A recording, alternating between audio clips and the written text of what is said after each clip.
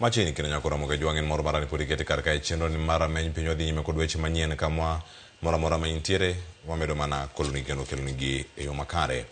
Do mamalo uchungo muko e kar dak mano mama kongeni gino makoro kelo fungruok ne thoth jodak mana ni koda chiedh nade. Jodak go olero ni do ma Nairobi nolero ni do ma Nairobi ni muko kuonde gigo mag dak oseweyo moko kuomgi kama tek nyaka ne muko makamano kani muko mondo miyo chiw thuolo ne gedo mag udi manengo gi yot chakre e kar dagno.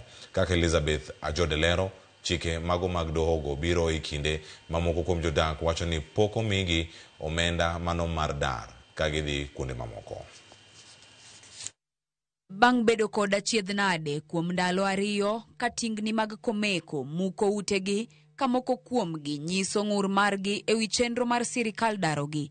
Koro giyudo fungruok machuok. Huku tunahangaika, tumebomolewa nyumba venye tulikuwa tunatarajia, tumelala nje na watoto, tuko njaa hadi saa hata maduka hakuna hata za kununulia watoto chakula. Tumeachwa hivyo. Hatujui tutaenda wapi. Tunalilia hiyo serikali sana. Kwamba tu pesa ingie ndio nihame. Juu tuliambiwa pesa ikiingia ndio tuhame, isipoingia usihame. Lakini itanibidi nijikakamue juu nililala nje na watoto na tena leo siwezi lala nje na watoto na baridi. Bang' moko kuom jodak gochwalo ywak gi e doho, giyudo fungruok bang' doho chungo muko kod dar makamago.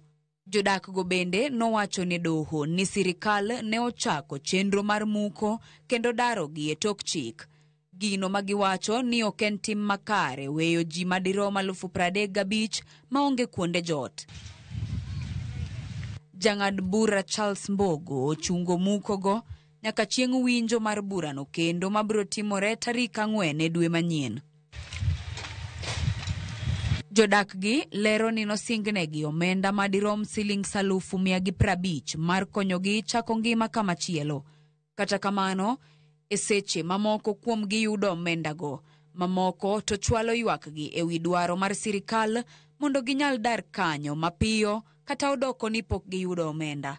Kuna watu walikuwa wanatembea wanaandika majina la watu, kumbe walikuwa wanatudanganya, wanaandika tu majina ya wenye wanajiita landlords.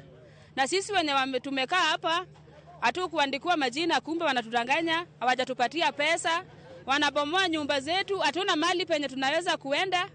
Sasa tunateseka sana kwa hii Makongeni. Sisi hapa tulikuwa tunajipanga kutoka. Wakati wanaanza kubomoa, watu wakaanza kutoka. Wakati kuna wale watu kidogo wamepata pesa, wameanza kubomoa kutoka, lakini serikali bado watu wanajipanga kutoka. Siku 5 hata haijaiza tangu watu wapate pesa, sasa hivi wamebomolewa. Mtu kama sisi kuna watoto hapa wanasoma. Tutapeleka wapi? Elizabeth Ajode, Ramogi TV.